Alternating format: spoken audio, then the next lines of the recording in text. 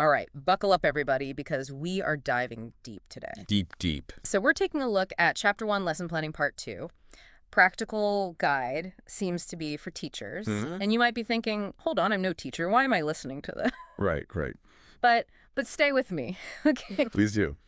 What we're unpacking today applies to way more than just, the classroom. It's like a master class in getting organized, communicating your ideas clearly, and like becoming a better learner. I like that. I like that a lot. So getting those goals down, communicating clearly, Right. and even like becoming a master of expecting the unexpected. Oh, that's good. That's what we're going to be Yeah. getting into. It's funny because I think a lot of times Yeah. we approach tasks, whether it's a work project or, figuring out what's for dinner, Yeah.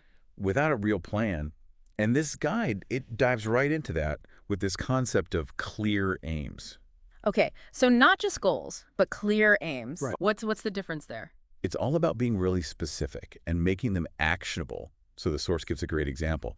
Instead of saying, students will learn the present continuous, which is kind of vague, what does that even mean? Yeah. They recommend something like, students will practice using the present continuous in context, Okay. which is much more specific, and it pushes you towards action. So it's like if I wanted to learn, say, Italian, Yeah. my aim shouldn't just be learn Italian, but like practice speaking Italian for 15 minutes a day or something like that. Right. It makes it feel more like, Doable.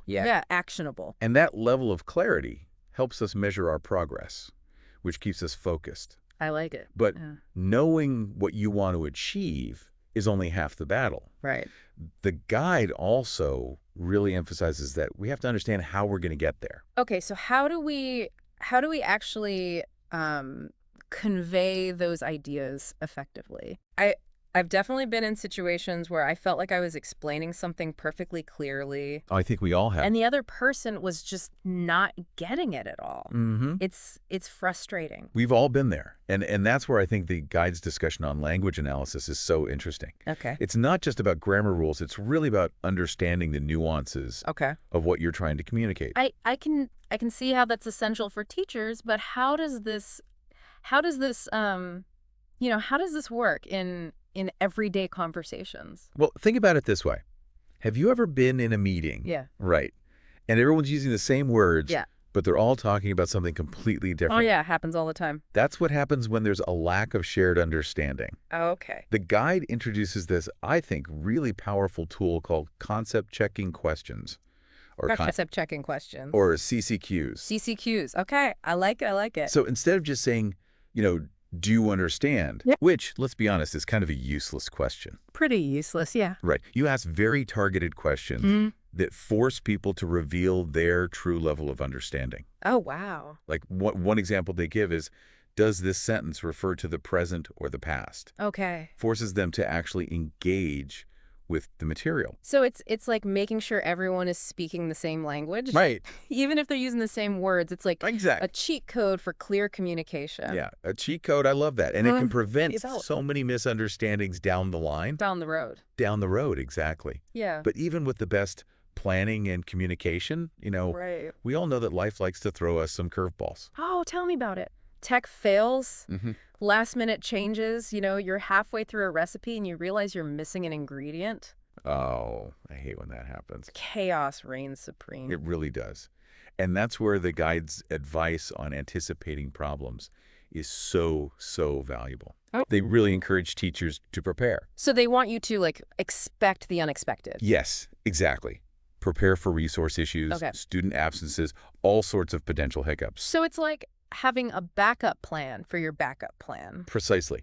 Think about it. If you're giving a presentation Okay. and the projector dies, having printed handouts, Always have a backup. yes, shows that you are adaptable, you're professional. Yeah, I see. Okay. Or if a team member's out sick, having tasks that can be easily adjusted Right. means that the whole project doesn't fall apart. You're thinking 10 steps ahead. 10 steps ahead, exactly. I'm starting to see how this lesson planning guide is less about classrooms Yes. and more about just being a prepared human in the world. It's about having the foresight to consider what could go wrong Okay. and having strategies in place Yeah. to deal with it. Yeah. And that actually brings us to the next really key element, Mm-hmm.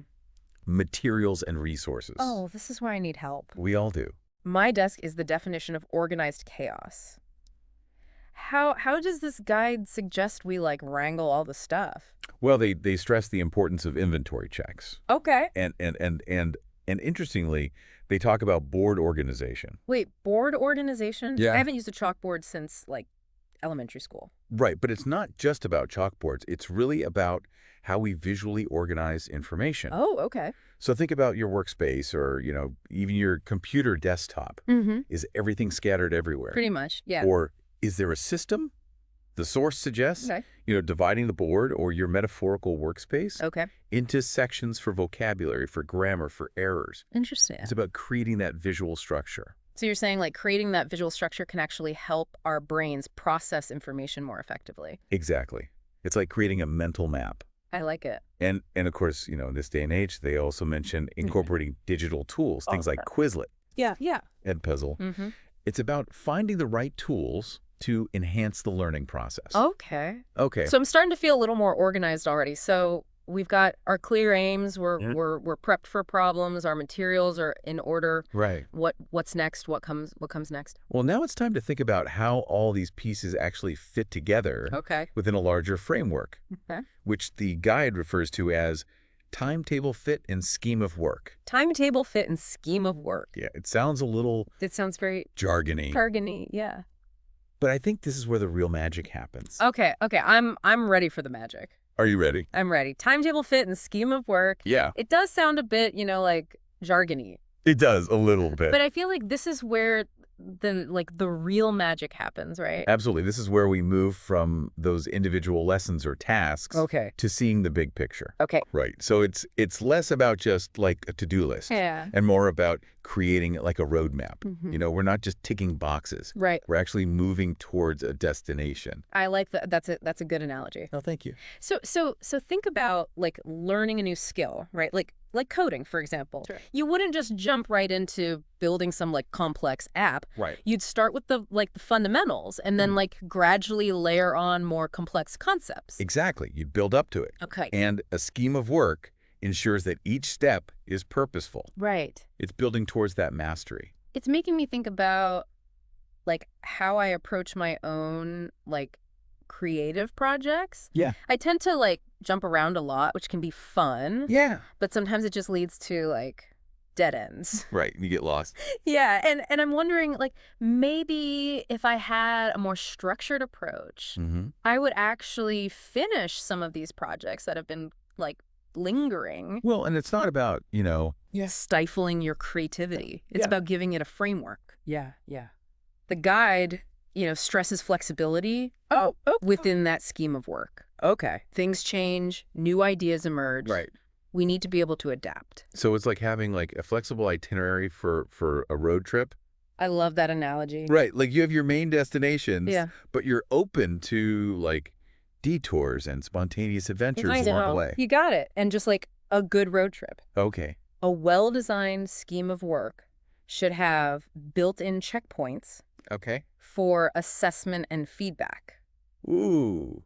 Okay. Now, assessment. I know, it's a scary word. It makes me think of like tests and grades. Right, but the guide is talking Yeah. about something much broader than that. Okay. They distinguish between formative assessment, Okay. which happens throughout the learning process, Mm-hmm. and summative assessment, Okay. which is what happens at the end, to kind of sum everything up. Got it. So think about it this way. Like if you're training for a marathon, Okay. you wouldn't just wait until race day to see how you perform. Right. No, you'd want to... Right. You'd have those regular check-ins Yeah. with your coach.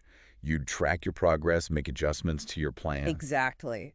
And those check-ins Mhm. are really crucial Well, for identifying areas where we need to improve, celebrate successes, Yeah. keep our motivation up. It's like those little like attaboys along the way. Yes, exactly. Like those little boosts. Okay, so how does this translate to like say feedback at work or Mhm. even just like in personal relationships? It's not like we can just like hand out grades to our friends and family. No, right. But the guide Yeah. really emphasizes being specific and actionable Okay. instead of just saying good job Yeah. or needs work. Right. Give concrete examples and suggestions for improvement. So instead of just saying like your presentation was boring, you would say Right. I think you could engage the audience more by using more storytelling or something. Yes, exactly. It feels less like judgy. It's less of an attack. Yeah, and more helpful. Yeah. Exactly. And don't underestimate the power of positive reinforcement. Right. Highlighting what's working well can be just as motivating as pointing out areas for improvement. Right. Right. And it's not just about receiving feedback. It's also about, giving feedback thoughtfully. Oh, that's where I struggle. I think a lot of us do. I worry about like sounding too critical or like hurting someone's feelings. The guide mentions peer and self-assessment. Yes. How did those fit into all of this? They're both really valuable tools. Okay. Peer assessment, it encourages us to learn from each other, right? To look at our work and give each other constructive feedback. Okay. And then self-assessment, it cultivates self-awareness and reflection. Yep. It's about taking ownership of our own development rather than always relying on external validation. So it's like taking a step back, honestly evaluating like your own work, your own progress, and asking yourself, how can I do this better? Exactly. But wouldn't that just lead to like constant self-criticism? Well, that's where the guide's final key element comes in. Reflection. Ooh, reflection. Okay. It's not about beating yourself up for mistakes. Right. It's about viewing those mistakes as opportunities for growth. Reflection, I feel like that's a word that like gets thrown around a lot. It does. It really does. But I don't know if we always like truly understand how powerful it can be. Right. So how does this guide suggest we actually incorporate like reflection into our like everything? Well, they encourage teachers to regularly review their lesson plans, to gather feedback from students, and even to, keep a personal journal to track their progress and identify areas where they could improve. Okay. But what's really interesting is how this applies beyond the classroom. Yeah. So like how do we translate that post-lesson review into something that like, applies to someone who's like working on a creative project or just like trying to improve their communication skills or something? I think a really good way to think about it is think about the last time you finished a big project. Okay. Could have been writing a report, designing a website, planning a big event, whatever.